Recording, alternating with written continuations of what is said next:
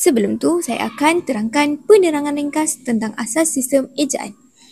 Sistem ejaan bahasa Melayu mempunyai tradisi dan sejarah tersendiri kerana telah mengalami pelbagai perubahan daripada ejaan Jawi kepada ejaan Romi.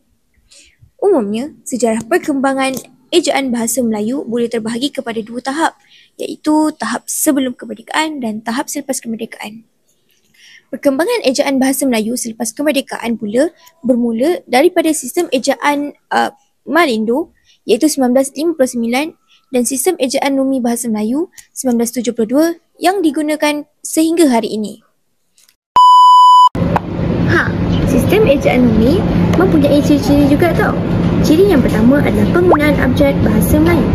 Dalam ejaan bahasa Melayu terdapat 26 huruf dan di antara 26 huruf itu terdapat 2 huruf kecil dan huruf besar.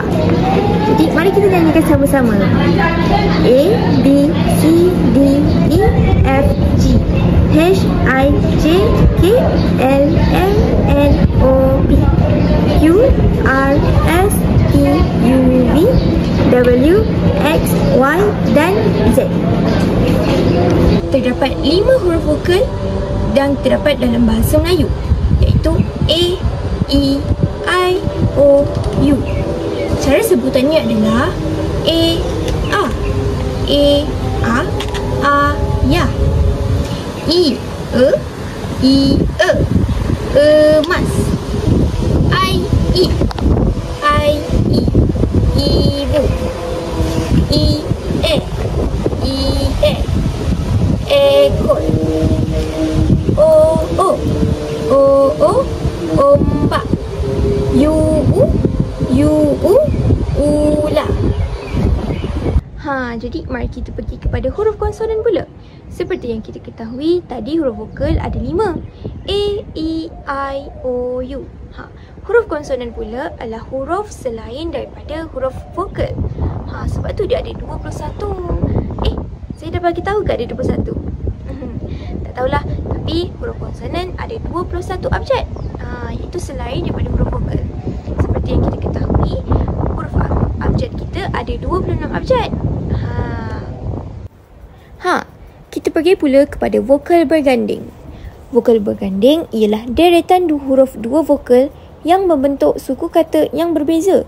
Dengan kata lain, vokal berganding dilafazkan sebagai bunyi yang terpisah.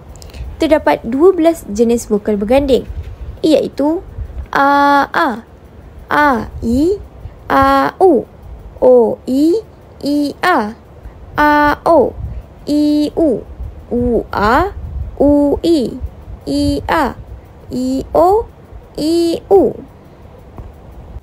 Maka jelaslah terdapat 12 jenis vokal berganding yang berbeza. Jangan tertukar. Kita pergi pula kepada diftong yang dikenali sebagai vokal rangkap, iaitu penghasilan dua bunyi secara serentak kerana berlakunya geluncuran dalam suku kata. Dengan kata lain, diftong dilapaskan sebagai satu bunyi sahaja dan kedua-dua vokal ini tidak dapat dipisahkan. Seperti contoh, di bawah ini terdapat 3 jenis diftong, iaitu A, I, A, U dan O, I. A, I contohnya tupai, salai. A, U contohnya pulau, kerbau. O, I contohnya amboi, sepoi. Faham? Vokal berganding dah, diftong dah. Sekarang kita pergi kepada digraf. Digraf ialah dua huruf konsonan yang berturut-turut mewakili satu bunyi konsonan, seperti sh dalam syarikat. Dikenali juga sebagai dui lambang, dui huruf rangkap. Terdapat 5 jenis digraf, iaitu dan sh. Saya bagi 2 contoh di sini, iaitu KH, kemah, angsa, angsa. Selain daripada itu, digraf mempunyai 3 tempat penggunaan, di awal kata, di tengah kata dan di akhir kata. Untuk derek konsonan pula, derek konsonan dikenal sebagai gabungan konsonan, iaitu 2 huruf konsonan yang hadir secara berurutan dalam satu perkataan tetapi berada dalam suku kata yang berlainan. terdapat hampir 60 jenis deret konsonan. Walau bagaimanapun, saya akan menjelas beberapa sahaja daripada 60 jenis deret konsonan tersebut. Yang pertama adalah MP, berbunyi iaitu empat. Yang kedua adalah RD, merdeka, Yang ketiga adalah iaitu ST, pasti. Yang keempat adalah LM, iaitu ilmu. Sudahkah anda dapat? Belum lagi. Kalau tadi deret konsonan, sekarang adalah gugus konsonan pula. Gugus konsonan dikenal sebagai gabungan dua huruf konsonan dalam satu perkataan yang berada dalam suku kata yang sama. Seperti dr, iaitu DR, drama, yang dalam satu suku kata drama. Terdapat 14 jenis gugus konsonan. Walau bagaimanapun, macam biasalah, saya akan terangkan beberapa sahaja. Yang pertama adalah BL, iaitu blok.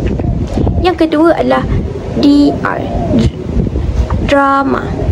Yang ketiga adalah PR, iaitu promosi. Kemudian kita pergi kepada persukuan. Dalam bahasa Melayu, setiap kata mengandungi suku kata. Setiap suku kata lazimnya ditandai oleh satu vokal, iaitu V. Vokal tersebut didahului oleh konsonan K. Terdapat 4 cara persukuan. Yang pertama, persukuan pola umum suku kata, persukuan pola kata pinjaman, penyukuan pemisahan suku kata, dan penyukuan dalam imbuhan. Jadi, yang pertama adalah persukuan pola umum suku kata. Baiklah, kita lihat pada pola suku kata yang pertama. Persukuannya adalah ada. Kita lihat pada huruf A. A yang pertama merupakan huruf vokal. Seperti yang kita tahu, huruf vokal ada 5. A, E, I, O, U. A termasuk daripada huruf vokal. Jadinya pola suku katanya adalah V. Yang kedua adalah liar. Suku kata yang pertama adalah li. L merupakan huruf konsonan dan I merupakan huruf vokal. Jadinya pola suku katanya adalah KV. Yang ketiga pula, rumah. Suku kata yang pertama adalah RU. R merupakan huruf konsonan dan U merupakan huruf vokal. Dan yang keempat, ganda. Suku kata yang pertama adalah GAN. GAN. G merupakan huruf konsonan, A merupakan huruf vokal dan N merupakan huruf konsonan. Jadi pola suku katanya adalah KVK. Jadi yang seterusnya adalah persukuan pola suku kata pinjaman. Dan yang ketiga adalah persukuan pemisahan suku kata dasar. Jadi terdapat beberapa kaedah. Kaedah yang pertama adalah jika di tengah-tengah kata terdapat dua vokal berurutan, pemisahan suku kata dilakukan di antara kedua-dua vokal. Persukuannya adalah baik. Jadi terdapat huruf vokal di tengah-tengah perkataan baik, iaitu huruf A dan I. Jadi kita perlu letakkan pemisah antara huruf A dan I. Yang kedua adalah jika terdapat dua huruf konsonan di tengah kata, suku kata dipisahkan sebelum konsonan pertama. Persukuannya adalah lasa. Huruf di tengahnya adalah A, S dan A. Seperti yang kita tahu, S bukan huruf vokal. Jadi, kita perlu letakkan pemisah sebelum huruf konsonan tersebut. Jadinya, terjadilah lasa. Seterusnya, jika terdapat dua konsonan berurutan, pemisahan dilakukan antara kedua-dua konsonan. Persukuannya adalah lembut. EM, BU. M dan B bukan huruf vokal, tetapi E dan U merupakan huruf vokal. Jadi, kita perlu letakkan pemisah di antara huruf konsonan tersebut, iaitu di antara M dan B. Dan yang keempat, jika terdapat 3 konsonan atau lebih, pemisahan dilakukan antara konsonan pertama dan kedua, termasuk eng, iaitu NG dengan yang kedua. Kita pergi kepada ciri yang kedua, iaitu sistem keselarasan vokal. Sistem keselarasan vokal ialah peraturan dalam ejaan bahasa Melayu yang memastikan keserasian dan keharmonian bunyi antara huruf vokal dalam sesuatu kata. Keselarasan ini berlaku antara suku kata pra-akhir dan suku kata akhir tertutup bagi menghasilkan sebutan yang lebih lancar dan harmoni. Contohnya, dalam perkataan halaman dan balak, terdapat keselarasan vokal A antara kedua suku kata tersebut. Terdapat suku kata di awal, berakhir dan tertutup. Bagi perkataan yang pertama adalah halaman. Untuk suku kata pertama adalah ha dan berakhir la dan akhir sekali akhir tertutup man. Halaman. Yang kedua adalah bala. Terdapat pada pra-akhir dan akhir tertutup sahaja, iaitu ba pada pra-akhir dan la pada akhir tertutup.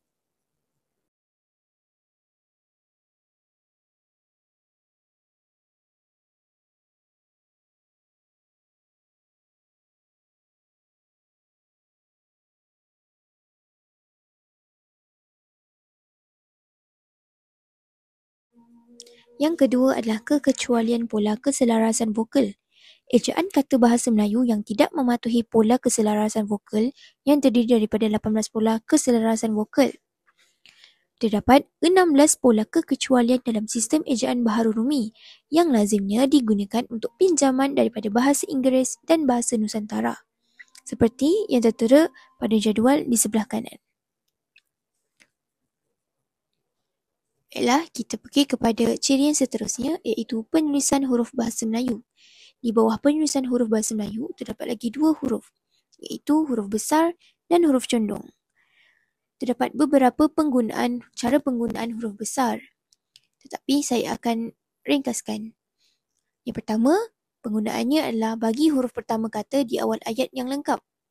Contohnya, ayat beliau ialah guru saya. Jadi, huruf B merupakan huruf pertama di ayat tersebut. Jadi, B perlu menggunakan huruf yang besar. Selain itu, sebagai huruf pertama petikan langsung atau permulaan kata bagi cakap ajuk. Selain itu, sebagai huruf pertama dalam ungkapan yang berhubungan dengan kitab suci dan nama Allah, termasuk kata ganti untuk Allah. Allah ataupun Tuhan yang Maha Pemurah. Dan terdapat lagi beberapa cara penggunaan huruf besar. Jadi, kita beralih kepada huruf condong pula. Huruf condong hanya mempunyai 3 kegunaannya. Yang pertama, untuk menulis nama buku, majalah, dokumen rasmi, lagu, filem dan surat khabar yang dikutip dalam karangan. Yang kedua, untuk menegaskan atau mengkhususkan huruf, bahagian kata atau kelompok kata. Yang ketiga, untuk menulis perkataan ilmiah atau ungkapan asing kecuali yang telah disesuaikan ejaannya.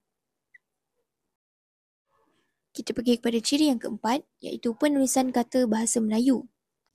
Terdapat 7 di bawah penulisan kata bahasa Melayu. Yang pertama adalah kata dasar. Cara penggunaannya adalah untuk kata dasar ditulis secara satu persatu, iaitu bentuk tunggal. Contohnya, mereka yakin akan gadis itu. Yang kedua, kata terbitan. Cara penggunaannya untuk imbuhan, iaitu awalan, akhiran, apitan, termasuk imbuhan asing yang ditulis secara serangkai atau bercantum dengan kata dasar. Contohnya, dibayar, pendidik, dan beberapa yang lain. Yang seterusnya adalah kata ganda. Penggunaan ditulis secara lengkap dengan tanda sempang. Contohnya, huru-hara. Seterusnya adalah kata majmuk. Penggunaannya adalah untuk gabungan kata istilah khusus dan bahagian umum ditulis secara terpisah. Contohnya, mata pelajaran. Yang kedua, untuk gabungan kata yang lazim dianggap sebagai satu kata, ditulis serangkai. Contohnya, barangkali, alhamdulillah. Kemudian, bentuk terikat lain. Penggunaannya, yang pertama, kata partikel pun ditulis terpisah daripada kata yang mendahuluinya. Contohnya, mereka pun pergi ke ladang itu. Yang kedua, kelompok kata yang sudah dianggap padu. Contohnya, ada pun. Seterusnya adalah penggunaan tanda baca. Kalau tak ada tanda baca ni, susah kan kita nak faham ayat tu? Sebab itulah pentingnya penggunaan tanda baca yang betul. Terdapat 15 penggunaan tanda baca. Yang pertama adalah tanda noktah ataupun dikenali sebagai titik. Yang kedua, tanda koma. Tanda titik bertindih, tanda sempang, tanda pisah, tanda elipsis, tanda tanya, tanda seru, tanda kurung, tanda siku. Tanda kurung dan tanda siku ni lain tau. Macam ni. Ini tanda kurung, ini tanda siku. Jangan salah. Tanda petik tunggal, tanda ulang, tanda garis miring dan akhir sekali tanda penyingkat. Setiap tanda ini mempunyai perbezaan fungsi. Jadi jangan sampai tersalah pilih, tersalah guna kerana ia menjejaskan pembacaan kita. Kalau saya tak jelaskan tentang penggunaan tanda baca tersebut, mesti kamu semua keliru kan? Sebab terlalu banyak penggunaan tanda baca tu.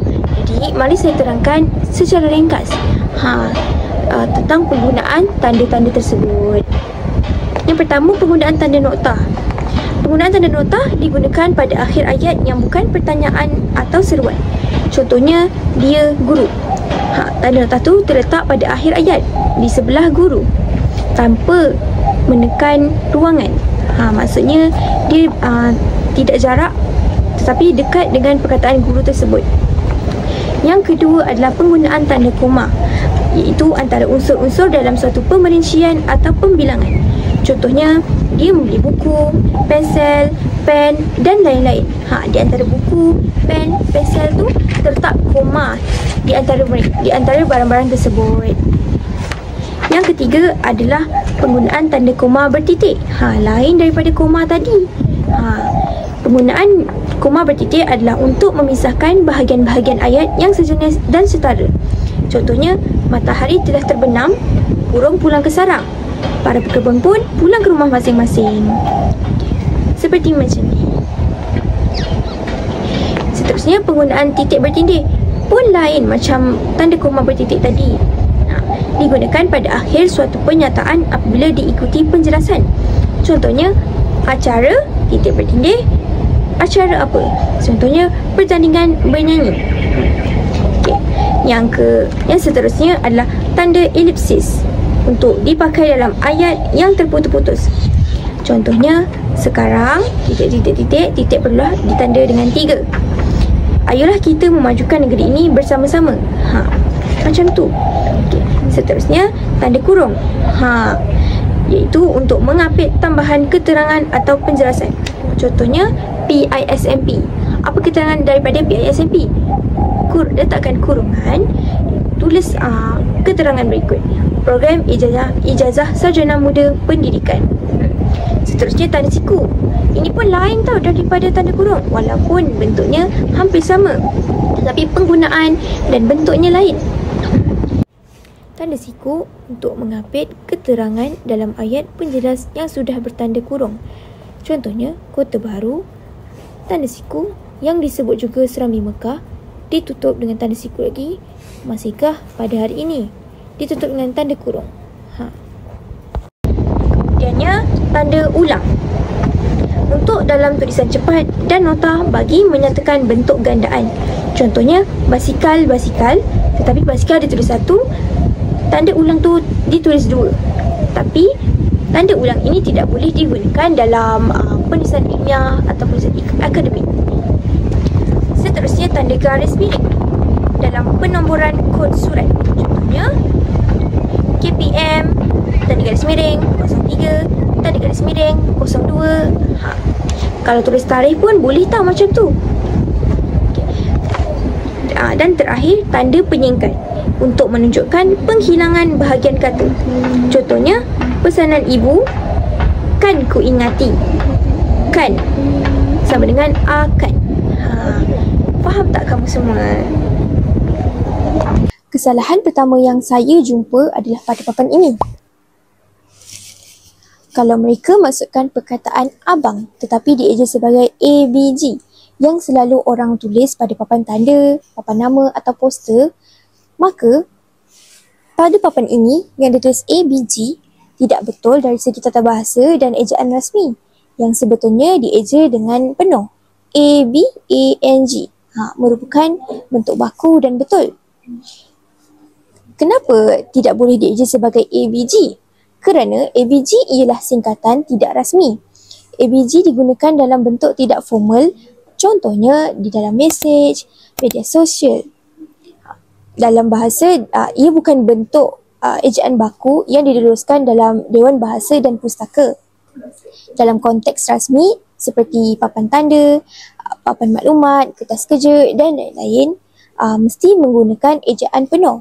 Jadi, dari aspek tata bahasa, abang ialah kata penuh yang membawa makna leksikal lengkap. Manakala abang yang dieja ABG hanyalah singkatan tulisan yang tiada kedudukan dalam sistem tata bahasa. Dari segi morfologi pula, bahasa Melayu menggunakan sistem morfem penuh, bukan sistem singkatan tidak formal seperti dalam mesej. Jadi, abang terdiri daripada morfem tunggal bebas, iaitu satu unit makna yang lengkap. Manakala abang yang dieja ABG tidak diiktiraf sebagai morfem sebab ia menghilangkan vokal utama iaitu A dan huruf N yang membentuk sebutan baku. Ini bermaksud ABG abang tidak dapat berdiri sebagai kata dalam sistem morfologi bahasa Melayu.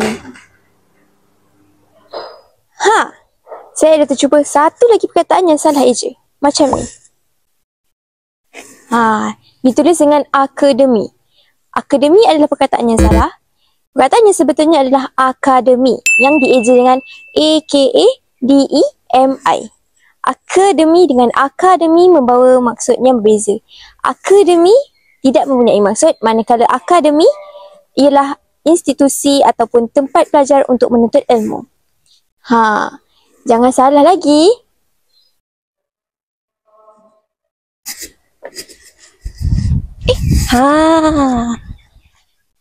Saya ada terjumpa satu lagi perkataan pada papan tanda.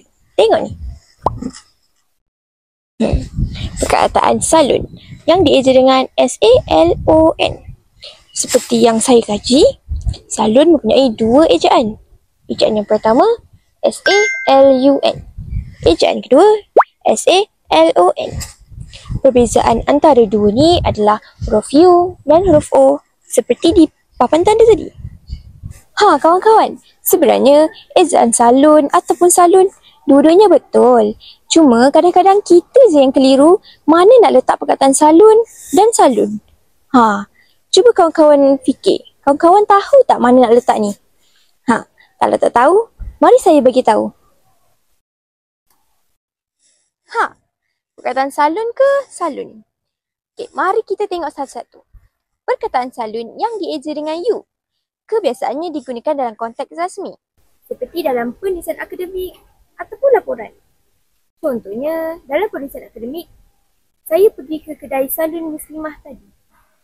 Itu contohnya. Kalau untuk salon, ejaan yang dieja dengan O kebiasaannya digunakan untuk nama perniagaan. Contohnya macam di papan tadi, salon muslimah. Jadi kesimpulannya, kalau kita nak gunakan dalam penulisan rasmi, penulisan akademik, kita perlu gunakan salon yang dieja dengan U.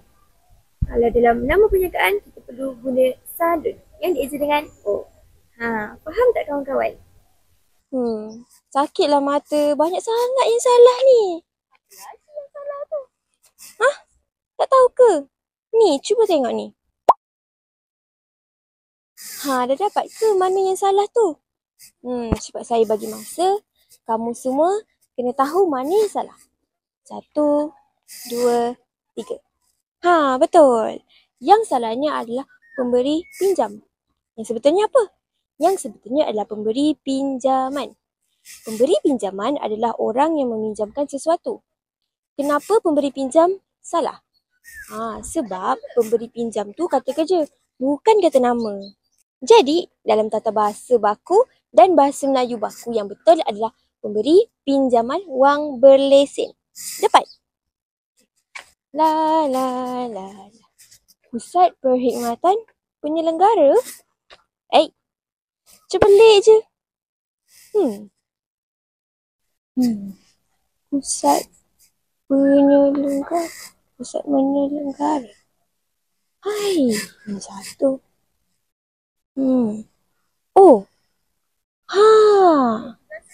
Saya tahu. Cuba kamu semua tengok ni dulu. Dah dapat teka ke mana yang salah? Betul, yang salahnya dekat perkataan menyelenggara. Kenapa? Semua tahu tak? Sebabnya, okey, mari kita tengok sebabnya dulu. Jadi, dalam bahasa Melayu, apabila kita nak terangkan fungsi sesuatu tempat itu, kita perlu menggunakan frasa nama campur frasa nama. Bukan frasa nama campur frasa kerja. Salah tu.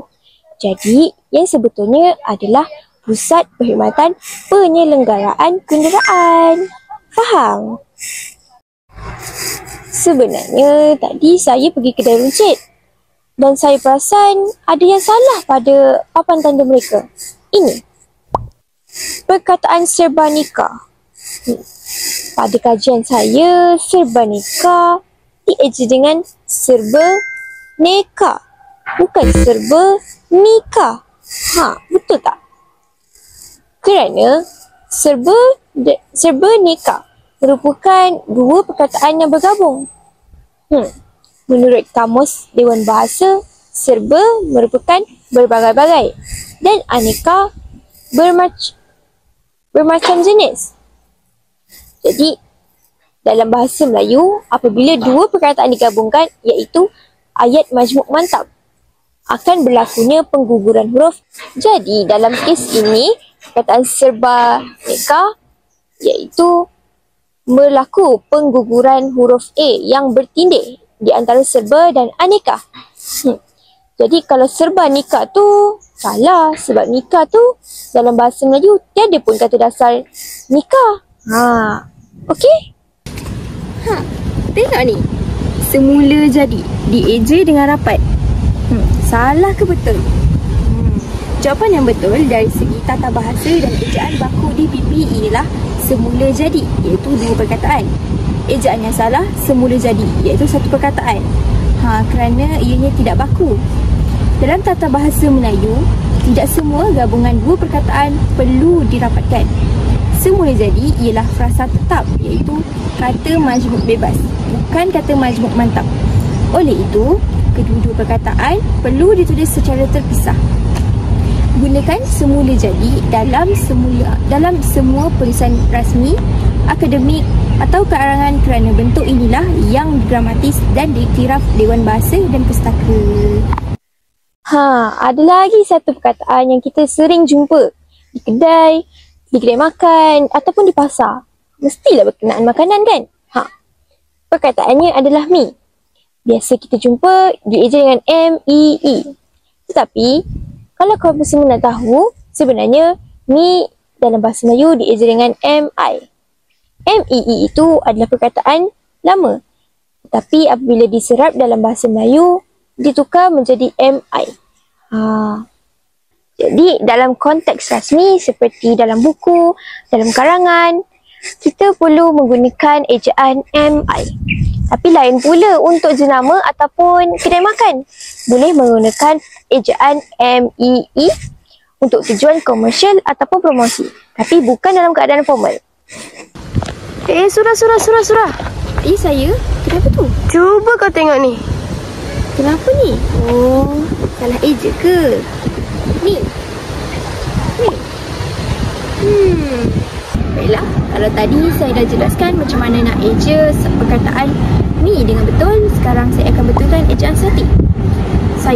Apa yang saya tahu, ramai mengeja perkataan sate dengan ejaan yang salah. Ada yang eja macam ni. Tak betul tu. Mengikut Dewan Bahasa dan Pustaka, ejaan sate S-A-T-E tanpa Y. Kalau ejaan yang ada Y macam ni atau macam ni, itu sebenarnya ejaan daripada bahasa Inggeris. Perkataan sate ni merupakan perkataan yang diambil daripada Jawa ataupun Indonesia.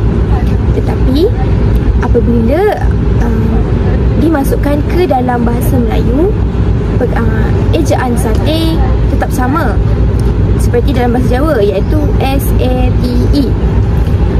dari aspek morfologi dan fonologi, akhiran Y bukan unsur biasa dalam sistem morfologi Melayu. Jadinya huruf Y di hujung perkataan biasanya menunjukkan bunyi separuh vokal. Contohnya layu, daya, sayang, bukan bunyi tambahan Inggeris seperti dalam perkataan sate, honey, kari. Jadi, bentuk sate tidak menepati struktur fonologi bahasa Melayu dan dianggap tidak baku.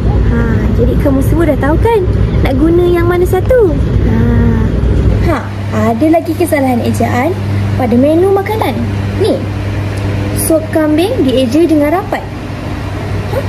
Dalam tata bahasa Melayu, apabila dua kata nama digabung untuk menunjukkan hubungan jenis ataupun bahan atau asalan, ia dikategorikan sebagai frasa nama dan hendaklah ditulis secara pisah. Mengapa bukan sop kambing yang dieja dengan dieja dengan sambungan? Dalam sistem ejaan bahasa Melayu, hanya kata majmuk mantap yang sudah dianggap satu perkataan tetap yang ditulis dengan rapat. Contohnya antarabangsa, kata tangan ataupun setiausaha. Sop kambing belum menjadi kata majmuk mantap. Ianya cuma frasa nama biasa. Jadi mesti dieja secara terpisah. Jadi sop kambing yang dieja menjadi satu perkataan salah sebab ia menggabungkan dua kata nama tanpa asas morfologi. Sop kambing yang dieja secara dengan jarak adalah betul kerana menunjukkan hubungan antara jenis makanan dan bahan utama. Yang seterusnya adalah perkataan telur, seperti pada papan ini.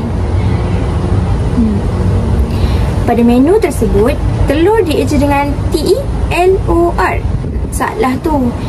Jawapan yang betul dari segi tata bahasa dan ejaan baku Dewan Bahasa Pusaka ialah telur. T-E-L-U-R. Telur. Perkataan telur berasal daripada bahasa Melayu klasik dan bentuk bakunya kini ialah telur, bukan telur.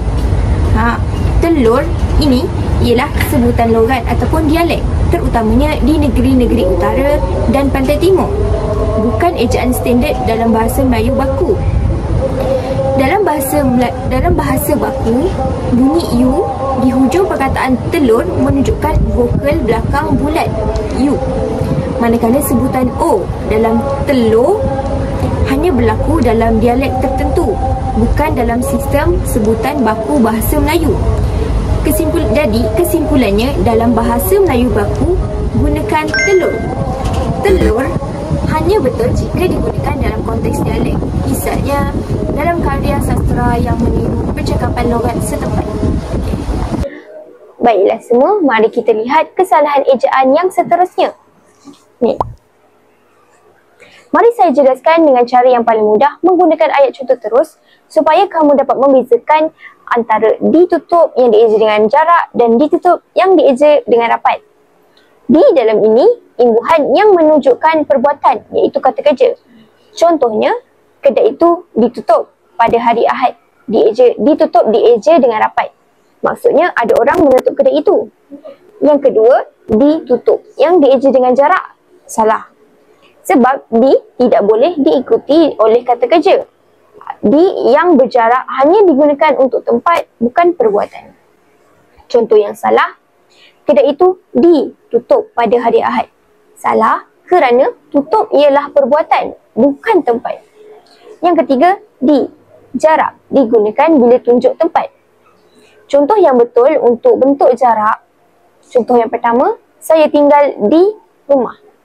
Contoh kedua, buku itu ada di atas meja. Cara ingat yang paling senang, kalau di campur tempat, perlu dieja dengan jarak. Kalau di campur perbuatan, perlu dieja secara rapat. Kawan-kawan, tahu tak? Tadi saya nak pergi kedai telefon. Saya nak baki phone saya. Tapi apa yang saya nampak? Papan tulis tu, dia tulis membaki phone. Saya rasa macam pelik. Sebab dia mencampurkan perkataan membaki dan phone. Membaki adalah perkataan bahasa Melayu, manakala phone adalah perkataan bahasa Inggeris. Membaki phone tidak boleh dicampur adukkan. Itu dinamakan kesalahan pencampuran kod, iaitu kod bahasa Melayu dan bahasa Inggeris. Tidak diiktiraf oleh Dewan Bahasa dan Pustaka. Yang sebetulnya adalah membaiki telefon. T-E-L-E-F-O-N. Membaiki telefon.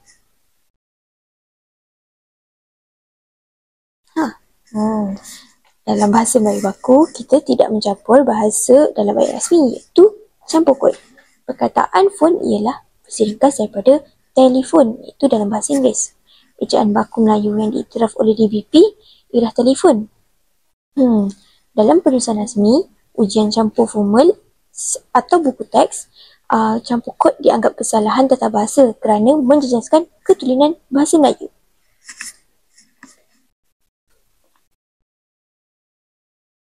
Surah. Aku nak tanya ni. Kejut aku. Tanya apa tu? Aku nak tanya. Ejaan murtabak tu betul ke? Kau eja macam mana? M-U-R-T-A-B-A-K. Setahu aku, kalau mengikut Dewan Bahasa dan Pustaka, ejaan murtabak yang betul tu M-A-R-T-A-B-A-K. Dan sebutannya pun martabak, bukan murtabak. Mana kau tengok ejaan murtabak MU tu? Tapi aku tanya dalam ChatGPT ejaan murtabak yang sebenar. Dan dia jawab murtabak. M-U-R-T-A-B-A-K. Pelik lah.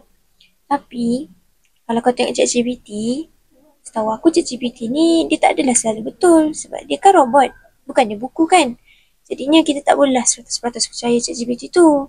Sebab aku kena tengok Dewan Bahasa Pustaka.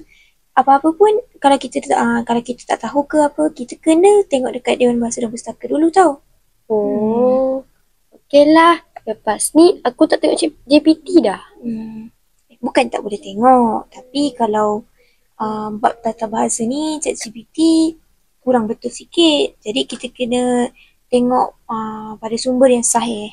Tahu? Okey Surah. Okey. Bye-bye. Sambung buku. Okey, bye-bye. Bye. Kawan-kawan, saya ingatkan kesalahan ejaan pada makanan apa yang saya jelaskan sebelum ni je. Tapi rupanya tadi bila saya pergi pasar, saya terjumpa satu lagi perkataan yang salah, iaitu kuih tiaw. Perkataan kuih tiaw ni berasal daripada Cina. Jadi apabila diserap ke dalam bahasa Melayu, ejaan disesuaikan supaya mengikut sistem ejaan bumi Melayu. Lalu menjadi kuih tiaw yang dieja K-U-E-T-I-A-U. Barulah betul. Jadi kenapa kuih tiaw betul dan kuih tiaw salah? Sebab dalam sistem ejaan bahasa Melayu, huruf U-E mewakili bunyi asal kuih dan huruf I-A-U mewakili bunyi tiaw. Jadi bentuk Melayu yang tepat dan diluluskan Dewan Bahasa Pustaka ialah kuih tiaw. Macam ni. Jadi contoh ayat baku adalah saya suka makan kuih tiaw goreng. Tu baru betul. Kenapa ramai tulis kuih tiaw? Kerana ejaan itu daripada sebutan Cina yang biasa digunakan di gerai makan.